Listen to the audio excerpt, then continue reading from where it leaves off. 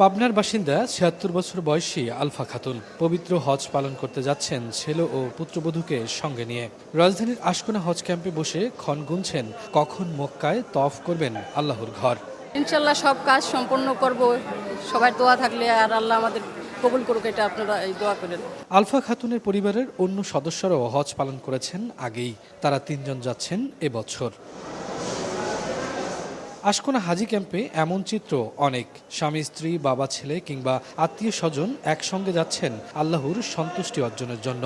এবার অগ্রিম ভিসা পাওয়ায় বিষয়টি হয়েছেও সহজ।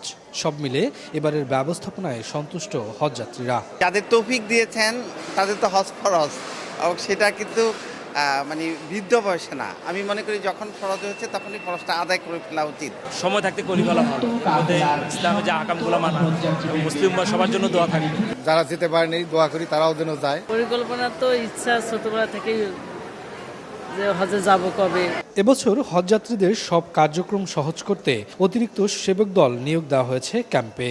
এখন পর্যন্ত কোনো হজ ফ্লাইট বিলম্বিত কিংবা ইমিগ্রেশন জটিলতায় পড়েনি বলে জানিয়েছেন কর্তৃপক্ষ। আমরা হজ যাত্রীদের সেবা প্রদানের জন্য এবছরই প্রথম ডেডিকেটেড হজ সেবক টিম কিন্তু আমরা নিয়োজিত করেছি।